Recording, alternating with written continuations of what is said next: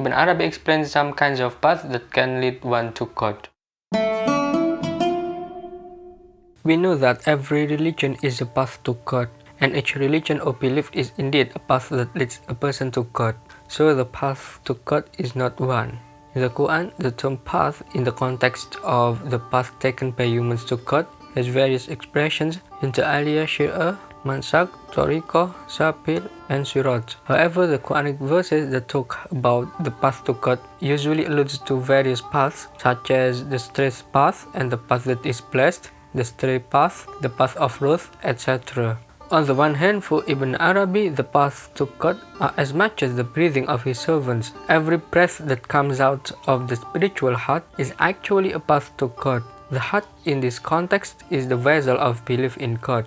All beliefs reside in this spiritual heart. Therefore, according to him, if a naturalist believes in nature as his God, then God manifests himself to him in the form of nature. That is how God manifests himself to every believer according to his belief. However, on the other hand, Ibn Arabi's view of the path to God is closely related to his theological view of the existentiating command and the imposing command. And we know he asserts that Islam is the only perfect path, which is the straight path. However, from the perspective of the existentiating command, according to Ibn Arabi, all paths are straight, because all paths will lead every believer to God, and only He is the end of every path. For Ibn Arabi, ontologically, what is seen as curved is actually straight, like a curved bow. It is precisely the straightness that is the curvature itself, so there is nothing in the whole cosmos except the straight path. Furthermore, from the perspective of the imposing command, Ibn Arabi divides the path to God into 5 paths. First, Siratullah, the path of God. This path is a general path which includes all the paths that can lead all believers to God, both the revealed religions and the construction of rational thoughts. This is the path believed by the Sufis, that the path to God is as much as the breathing of his servants. This path is closely related to the self-manifestation of God, which we have discussed several times. Although all these paths lead all believers to God, not all of them get happiness, because there are also those who get misery. In this general path, only servants obeying God's commands and prohibitions get happiness. In other words, this general path is the imposing command. Second, Suratul is the mighty path.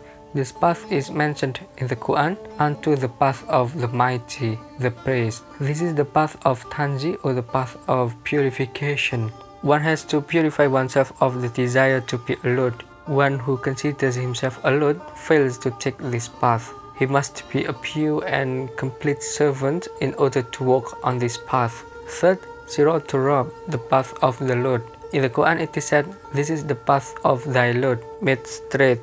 We have expounded the signs for a people who take heed." This path is the one of the Sharia, in which a servant must consistently live all aspects of his life solely for the sake of God. So according to Ibn Arabi, a servant has to love or hate anything for the sake of God.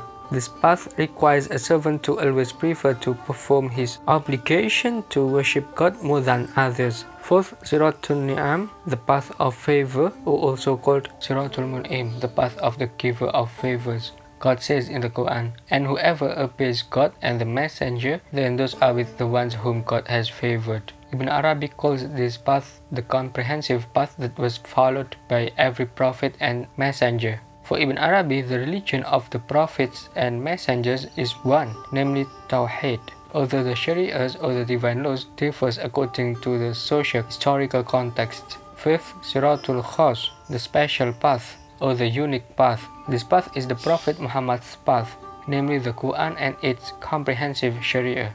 According to Ibn Arabi, because the Prophet Muhammad is the Imam or leader of all prophets and messengers, and because his prophetic message generally closes other messages both outwardly and inwardly, the special path of the Prophet Muhammad abolishes or annuls other shariahs or other paths. For Ibn Arabi, it was the best to follow the path of the Prophet Muhammad completely. This, according to him, is the straight, easy, unimpeded, harmless, full of pleasure and happiness. It is the path of happiness, Tariqus Sa'adah. It is the obligation of Muslims to follow this path and abandon other paths, which is expressly stated in the Quran. This indeed is my path made straight, so follow it and follow not other ways, lest they separate you from his way. This he has enjoined upon you, that happy you may be reverent. This special path is the straight path as described by the Prophet Muhammad himself. The Prophet made a straight line on the ground and several other lines to the right and left of the first straight line. And he placed his finger on the first line and recited the Quranic verse, "This indeed is my path made straight, so follow it and follow not other ways," while pointing to the right and left lines, lest they separate you from his way. On another page, Ibn Arabi states that the straight path is God's law, which was revealed to all prophets and messengers. In this respect, all the shari'ahs brought and taught by them are the straight path. Nonetheless, Ibn Arabi would say that the advent of the Prophet Muhammad with his comprehensive shari'ah makes the earlier shari'ahs no longer necessary for Muslims to follow unless they are still covered by Muhammad's shari'ah. For Ibn Arabi, it is undeniable that all paths lead every believer to God, but not all paths bring happiness to their travelers. In general, what is called the straight path consists of the mighty path, the path of Lord, the path of favor, and the special path. Nevertheless, in particular, the straight path that is special and perfect and full of true happiness is none other than the path brought by the Prophet Muhammad. In Ibn Arabi's view, it is the path of Muhammad that is unique, special, and joyful. So we can conclude 3 points. First, the path of God or the general path is the one taken by believers in any religion and belief. Second, the mighty path, the path of Lord, and the path of favor are the shari'ahs or revealed religions brought by the previous prophets and messengers, which were only valid in their own era before the advent of Muhammad,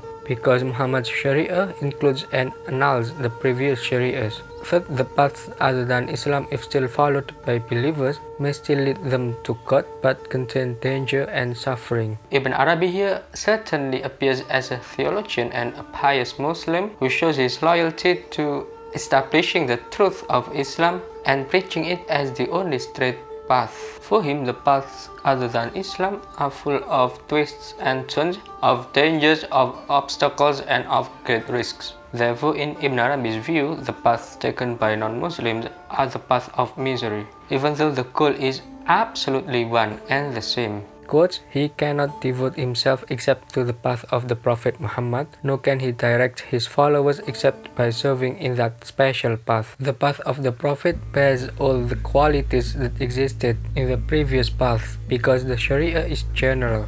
Therefore, the Sharia of the Prophet Muhammad encompasses all previous Shariahs, but all of the previous Shariahs don't encompass the Sharia of the Prophet Muhammad." Furthermore, Ibn Arabi also emphasizes that the name Allah, as the name of God called by Muslims, is the all-encompassing name, Al-Ismul Jami'. The name Allah includes all the divine names, and it is the inclusion of all the realities of the divine names. In addition, Ibn Arabi also explains in a more concise point that there are 2 paths taken by humans to God. First, the path that leads to Al-Haq Al-Wujud. The people who follow this path are monotheists, Al-Muwahhidun, the believers, Al-Mu'minun, the polytheists, Al-Mushrikun, the disbelievers, Al-Kafirun, and a group that adhere to the unity of being, Ashabul Aqaid Al-Wujudiyah. Second, the path taken by atheists. The second path has no end, doesn't lead to God. The first path is indeed a binding of belief, while the second path has no binding or nothing, or nihilism.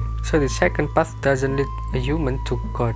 Between these 2 paths, Ibn Arabi also explains a middle path or an intermediate path, Tariq Barzakhi, that is the path taken by the Gnostics, namely those whose hearts are maintained by Al-Haq and established to always be in Fana. Tariq Barzakhi takes a position on the right path to Al-Haq Al-Wujud. The term right in this context refers to Ashabul Yamin, which means salvation as emphasized in the Quran. And if one be amongst the companions of the right, then peace unto thee from the companions of the right. So in Ibn Arabi's eye, the first path taken by everyone, as long as he believes in the ultimate reality, will end before Al-Haq Al-Wujud. Nevertheless, Ibn Arabi still asserts that the path taken by Muhammad's community is of the highest rank. Here Ibn Arabi puts stress on the comprehensiveness and universality of Muhammad's path. We can underline that although Ibn Arabi often emphasizes the essential unity of all beliefs,